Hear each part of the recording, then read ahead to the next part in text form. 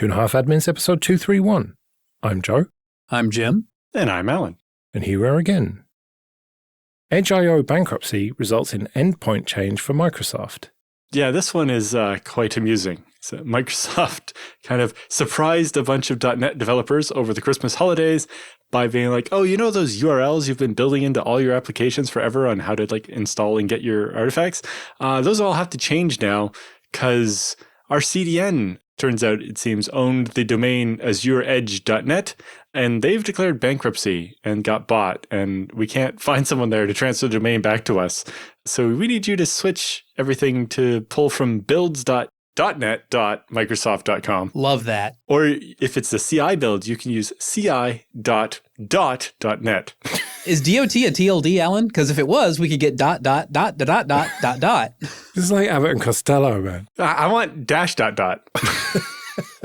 The thing that really pisses me off about this one is, so this is a pretty major impact on sysadmins who, I'm going to restrain myself and say, chose to implement Azure services. And it's coming about because Microsoft didn't own a domain that they were using in production with their own trademarks in the domain, and instead just let the CDN be the registrant for it.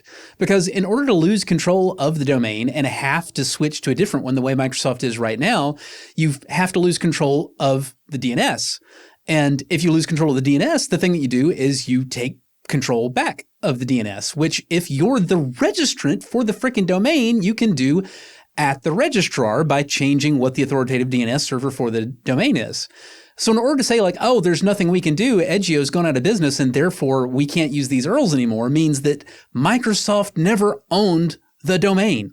And I would like everybody listening to just sit there and think for a moment about being an entity the size, the scope, and with the resources of Microsoft, and accepting that and just be like, oh, yeah, whatever. We'll let the CDN buy the domain. They can own it. And it's even worse because it's not just that the CDN was providing services to Microsoft. They were bundling this and selling it as a service out of Azure. So they were white labeling the CDN and not owning the domain. And it turns out, so Microsoft had announced that they were going to retire the feature Azure CDN from Edge.io in November of 2025. But then turns out they got notified that because of the bankruptcy, Edge.io's platform would cease to work on January 15th. You know, Alan, I know you used to run a CDN. It strikes me that you really missed out on an opportunity because clearly Microsoft wasn't vetting things very well during this decision-making process. And I'm betting they were paying Edge.io a lot more than any of your customers paid you. Yes. Well, I imagine when Microsoft hooked up with them, it was still Limelight, which was a reputable CDN. But then I think they got taken over by private equity, and this is what happens. Which just brings us back again to, don't lose control of your domains. It's not okay for a CDN to be the registrant of your domain. It's bad enough to allow them direct control of the DNS, but in some circumstances that may really kind of be necessary. You have to let them have control of the DNS, but you don't have to give them the domain for that. You keep control of the domain and you just set the authoritative name servers to their name server. And then if and when they go out of business, and everything goes out of business sooner or later, and they may beat you there, especially if you're, Microsoft, then if you still own the domain, then like I said, you can recapture the DNS and you don't leave people, we're literally talking hundreds of thousands of people out there that are having to deal with this crap now because Microsoft didn't keep control of their own infrastructure. Well, in particular, this one is hitting the whole ecosystem of .NET applications really hard because all the installer URLs were hard coding these links to the assets. That's why I said hundreds of thousands. To be clear, I'm not talking users. I'm talking developers and admins directly impacted by this. If you're talking about like actual users, you are way into the millions. VPN used for VR game cheat sells access to your home network. This is a thing that we've been seeing more and more of over the last few years. They're called residential IP VPNs. Or residential proxy VPNs. And the way they work is rather than somebody who is creating a VPN app and setting up a commercial VPN service who wants to take your money and allow you to escape your own IP address and come out of an endpoint somewhere, well, instead of them renting space in a data center and having your traffic come out of the data center, Instead, they're finding ways to usually trick, but let's just say convince people who have residential internet connections to install an application that will then allow this company to route you, one of their customers' data, through either another of their customers or even sometimes just somebody compromised or, a victim of some kind. But in either way, your traffic comes out of their house, not out of your house once it hits the open internet. This is usually something that you use for evading, geofencing, like maybe you want to watch British Netflix from America or vice versa. So you use a geolocating VPN to get you apparently in the right country in order to get your programming. So in this particular case, there's a VR game that physical location is part of the game. And if you have a way to skip around and convince the application that your headset is plugged in different countries, you can get a leg up on the game. The specific mechanics, I don't really care. It's some game nonsense. It doesn't matter.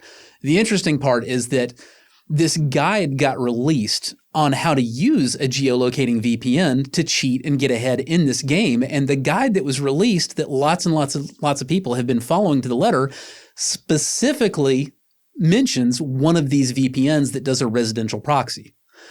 If one were cynical enough, suspicious enough, paranoid enough, one might actually wonder whether somebody who worked at that company that offers that service was the one who released that guide in the first place. A quick correction. According to this Ars Technica article, it's about a game called Gorilla Tag, as he said, and you got to sneak up on other people. And it says using a VPN, according to the tutorials, introduces a delay that makes it easier to sneak up and tag other players. So I don't think it is even about being in a different physical location. I think it's just adding latency. Well, this particular guide, yes. But like I said, I'm not really interested in the game part. I don't care why the game gives you an advantage if you use a VPN. The interesting thing to me is the privacy aspect, because if you install that VPN service or anything else that allows a commercial VPN to route other people's traffic out through your house on the open internet, you don't know what that's going to be. And a lot of it is probably going to be really freaking nasty. Because the geofencing I mentioned, that's the biggest thing that gets most people into VPN type stuff, is they want to be able to watch streams from different countries. Then the next most common thing is, I want to be able to hide my piracy activities. And you might or might not mind that somebody's BitTorrent traffic is exiting a VPN at your house, and now pieces of the latest blockbuster Marvel movie are being downloaded to your house from when they disappear elsewhere, and you never had access to it, but you might still get the strike from your ISP. But that is, again, we haven't gone very far down the list of shady things people use VPNs for. You don't know that they're not going to be looking up child porn from your house.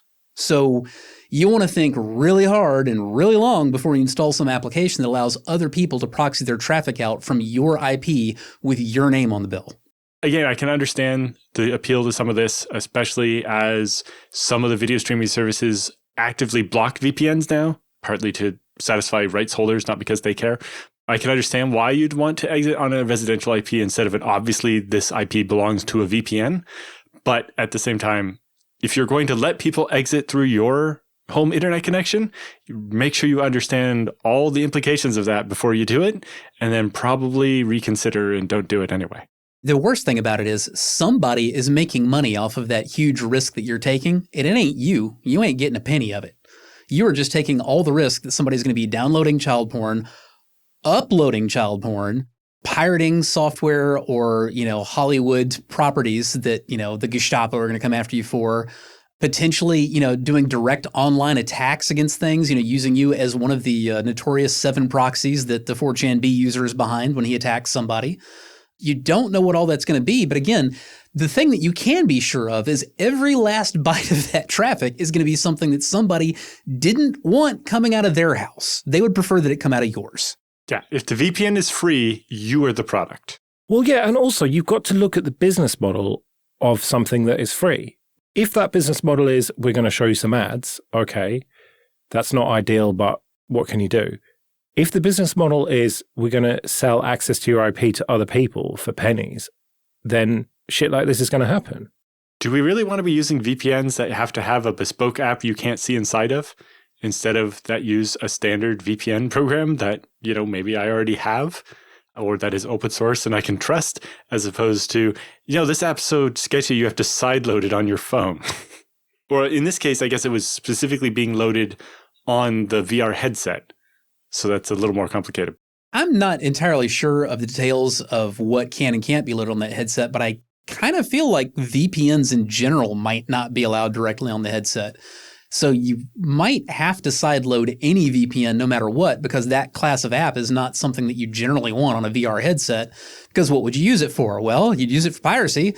You'd use it for cheating in games. What legitimately would you need a VPN for on a VR headset? So you probably have to sideload no matter what, which would certainly explain why so many people would use exactly that service that was in the guide that gave the instructions on how to sideload it. For our own listeners, if you want to cheat on your VR game and it requires either adding latency or let's just go ahead and say geolocating, because if you just want to add latency, well, Alan will tell you all about using DummyNet on FreeBSD. But if you want to geolocate it and you don't want to become a FreeBSD user, essentially what you're looking for now is you want some way to route all the traffic from only that one device through another machine that then uses a VPN to yada, yada, yada. You don't actually have to have the app on the device. You just have to make sure whatever the device is using as a gateway will then route that traffic through whatever VPN you elect to use. In any case, whether it's your phone, a VR headset, whatever, if you're sideloading an app, you have to realize that it's not going through the same reputation checks and so on. Not that the app stores are great at this, but sometimes they do provide some protection, or at least will take down things that are actively found to be malicious. If you're sideloading, it's now all on you to check and make sure the image you're loading is not a malicious application. To Alan's point, although none of us are happy with how well any of the app stores are curating their applications, really, with that said, it is a huge mistake to think that those efforts, as underwhelming as we might find them, aren't worthwhile. Because you think about all the times that you've seen a dodgy app on the App Store. I mean, the alternative is, it's like the difference between going between a normal social media platform, something like Blue Sky or Mastodon or whatever, and, going on 8chan. That's the difference. Like, there might not be much moderation, but even a little makes an incredible difference over absolutely none. And you kind of have to have experienced what absolutely none looks like to realize the magnitude of it. Proof of concept exploit released for OpenSSH arbitrary code execution vulnerability. This sounds quite scary. So this is the vulnerability that got fixed last year that we got everybody scared about, and they've now actually released the proof of concept to show how it works, now that hopefully everybody's already got this patch installed. Right, and so if everyone's patched it, why do we care? Because not everybody has patched it. And we get to find out how it actually worked, which is, the more technically interesting thing. Are you new to the internet, Joe? You think everybody patches their systems on a regular basis or at all? Yeah, surely everyone has unattended upgrades or the equivalent installed. Again, are you new to the internet? Have you not looked around? There's also a good point here in that this is such a convenient backdoor into a system. I could easily see somebody reintroducing this vulnerability as a way to get back in if they got kicked out once they got a toehold some other way. Tools that test really well-known vulnerabilities that are instant game over and you get a shell are a good thing to have around because they're a way to make absolutely certain that you aren't vulnerable to a nasty trick that's out there in the wild that other people know how to use.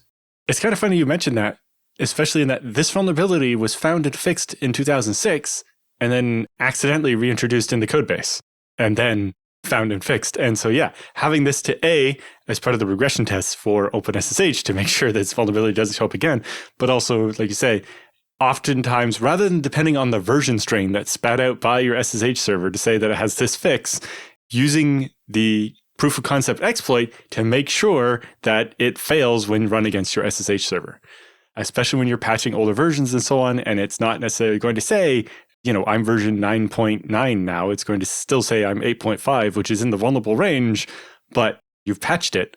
Being able to confirm that by using the proof of concept is a really good way to be sure that the patch is applied and working. It's a good idea regardless. And generally you want to have, and by you now, I really kind of mean the entire industry as a whole. But you kind of always want to have a library of simple testers that will absolutely directly check to see if well-known vulnerabilities are around. Because like those are the kind of things that you build into libraries that tools like, the rest in peace Nessus used to use. Network vulnerability scanners. Network vulnerability scanners usually will have a couple of different modes. And in one mode, they'll just look for version strings and say, well, this version string looks bad to me. But they'll also have a hard test mode, because one of the ways that you harden production systems is you remove the things that will output the version string to make it harder to figure out what version, to make it hard to figure out which vulnerabilities work or don't work. So how do you test those to find out, are you vulnerable or not? Well, you try the exploit out and you see what happens. And when you're building a general purpose, security audit tool, like I said, you want a whole library of these things, because you might actually want to try several thousand exploits out against a system that you're really trying to make sure is hardened versus all the known exploits. Another thing, to Alan's point, being that this is the second time in a couple of decades that the same vulnerability has been introduced, that brings up the idea that in certain applications, you have kind of a strange attractor where there's a way to do things in code that looks easy and looks safe and sane, but actually isn't, and introduces a vulnerability. If you let enough time go by after that vulnerability has been fixed before, somebody may reintroduce it because the same idea looked good. It's something that naturally tends to appeal to people who haven't seen that particular issue and don't know better. So when you have that kind of strange attractor where you very well might have the same vulnerability crop up again, you want to have a tool where you can actively test it. It's kind of like how, you have fuzzing tools that will just go ahead and automatically try, well, what if we flip the first bit of a command or a string of data? What if we flip the last bit? Let's check all the corner cases. And this is, again, exactly why, because these kind of corner cases are the attractors that devs who mess up tend to make and leave potential vulnerabilities. So you always want to be able to test them directly and easily. Okay, this episode is sponsored by Entroware. Go to entroware.com. Entroware sells computers with Ubuntu and Ubuntu Mate pre-installed. They've got a range of desktops, laptops, and servers, and most parts are configurable, so you can pick the CPU, RAM, and storage that's right for you. If you can't find exactly what you want, then do contact them and they'll work with you on a bespoke solution that's perfect for your needs. They ship to the UK, Republic of Ireland, France, Germany, Italy, and Spain. And if you do buy one of their machines, there's a little drop down at checkout and you can select Late Night Linux so they'll know that we sent you. So go to entroware.com for all your Linux computing needs. An updated USB logo will now mark the fastest docking stations. Finally, they're going to just put the number of gigabits per second right on there. It's getting pretty ridiculous when, USB 3.2 Gen 2. It's like, what do you got the 0.2 if that's not the generation? Why is it not just 3.3? Why is it 3.2 Gen 2? It's like, how am I supposed to find the cable or understand how fast this port is supposed to be? I could pretend to hate reusing a joke, but we're right back to USB 3.2.2-ubuntu2. Yep. And then they had their marketing style thing of super speed USB 10 gigabits. It's like, that's almost getting there, but high speed versus super speed and so on. It's like, yeah, I understand that was in the spec originally, but no. And don't forget, sometimes there's the lightning bolt and sometimes there's not. There's 3 or 4 different ways to label any given variety of quote fast unquote USB connection from the last couple of decades. And it's really hard to figure it out. And also, the big thing that has got me going, I don't know if I'm excited as Alan is I'm not convinced that every USB port is actually going to be marked accurately, properly, or visibly, because out of all those branding options we already have, so commonly either they're omitted, the wrong one is used, it's embossed black plastic on black plastic, Sometimes you say, oh, well, you just look for the blue plastic on the inside of the port and that tells you it's one of the fast ones.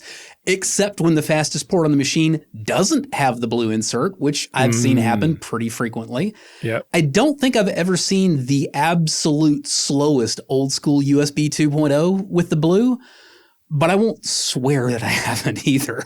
Well, the one that I didn't know existed until trying to shop for stuff is USB-C cables that only do USB 2.0 speeds. Yeah. Yep. But that's a thing.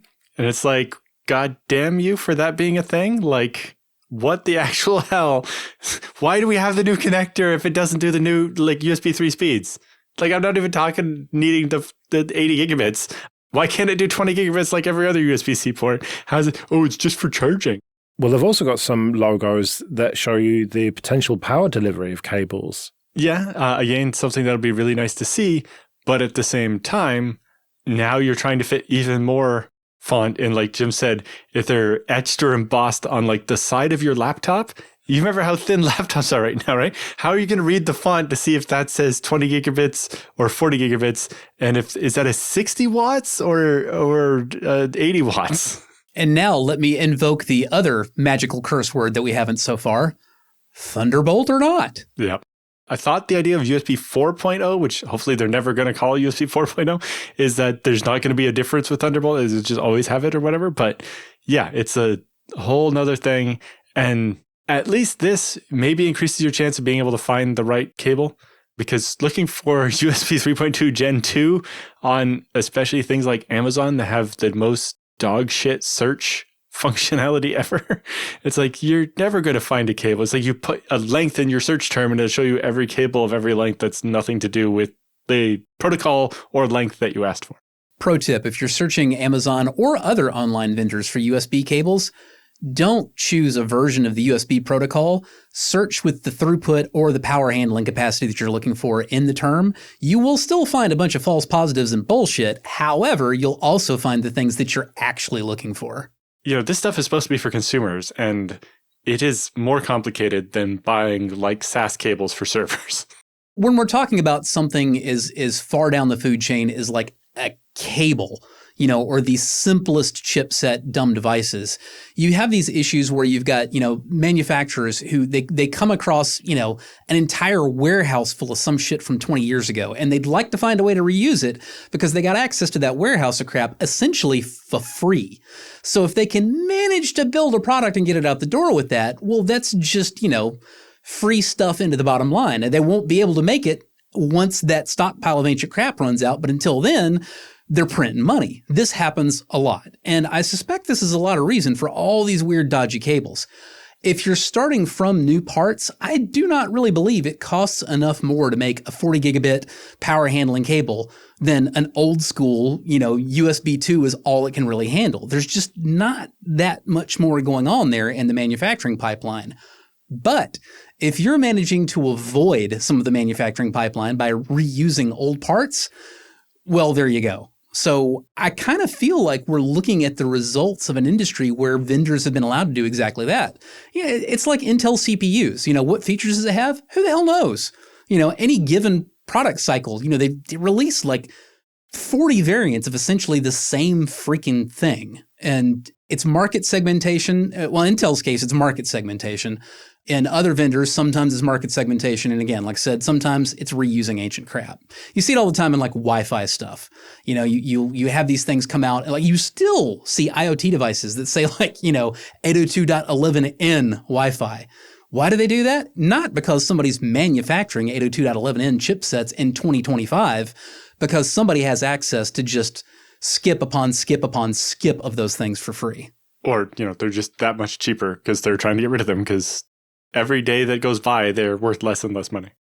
But yeah, to Joe's point originally, like they added the power to the cables, but they added an extra one that has just the power and not the bandwidth.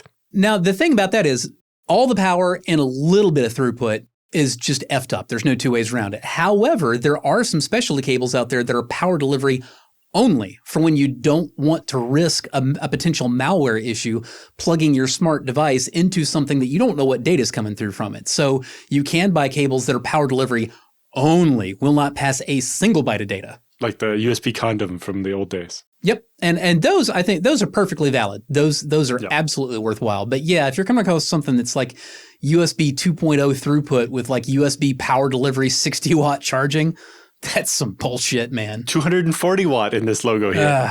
High-speed USB, which means 2.0, with 240 watt power delivery. What's that delightful Britishism, Joe? A shower of bastards? Yeah. Let's do some free consulting then. But first, just a quick thank you to everyone who supports us with PayPal and Patreon. We really do appreciate that. If you want to join those people, you can go to 2.5admins.com/support. And remember that for various amounts on Patreon, you can get an advert-free RSS feed of either just this show or all the shows in the Late Night Linux family. And if you want to send in your questions for Jim and Alan or your feedback, you can email show@2.5admins.com. Joe writes, not me, Looking online, I see it is possible to replace the motherboard in my TrueNAS system. I was just wondering if there are any things to watch out for or to be prepared for when changing out hardware in my NAS. It's TrueNAS SCALE running the latest release, and I do have a backup to Backblaze that occurs weekly. So I assume we're talking about a third-party system that you have installed TrueNAS SCALE, the community version on, or enterprise, whatever, doesn't matter. But the point being, just it's a box that you built or you bought from some place other than IX Systems and then installed TrueNAS yourself. Yeah, you can absolutely replace a motherboard. TrueNAS SCALE is just a Linux distribution, and Linux in general is fine with motherboard replacements. The big things that you generally watch out for are different device names, where this is the most likely to bite you. Tends to be in network interfaces. Very frequently, you'll go from one motherboard to the next, and you're using onboard network adapters, and it's maybe F0 on the old one and like a string of 20 letters with a 0 on the end of it on the new one. So you may need to update some of your configs to reflect the new network interface or what have you. But that's usually the worst of it. And you'd be surprised how often you don't even need to do that much. You just pull the drive, put it in an entirely new box, and stuff just works. Yeah, and TrueNAS is a bit more of a special case in that because of the design of keeping the pool separate, you can lose the entire installation of TrueNAS and just do a fresh install of TrueNAS, plug in the existing hard drives, import the pool, and it will load the config, copy the config it has on the pool, and the entire OS is disposable even. So yeah, I wouldn't expect any problems just swapping the motherboard and not having to do anything. It'll just boot up and work. You might have to set the BIOS on the new motherboard to make sure it boots off the right drives, but other than that, it should just work. Does TrueNAS use UUIDs then? It uses ZFS even for the OS, so it boots off ZFS, right. And so ZFS just finds the drives by reading the labels on the hardware. So it uses its own GUIDs rather than UUIDs, but same thing. Right. Should be very simple then. Yeah, and I've definitely replaced the motherboard or like taken hard drives out of one machine and put them in a completely different machine and had it just work. Yeah, when I upgraded my NAS, this was just an Ubuntu system. I exported the pools, built a new system, installed Ubuntu again, and just imported the pools, got going straight away. That's the beauty of ZFS, right? Yeah, and in particular, TrueNAS will store the configs for things like your Samba shares on the pool, not on the OS. So that if you just, when you import the pool, it can actually re-pick up all the Samba shares and everything. There are still going to be some cases where you may lose some configuration going from one set of hardware to another. For a simple TrueNAS installation, sure.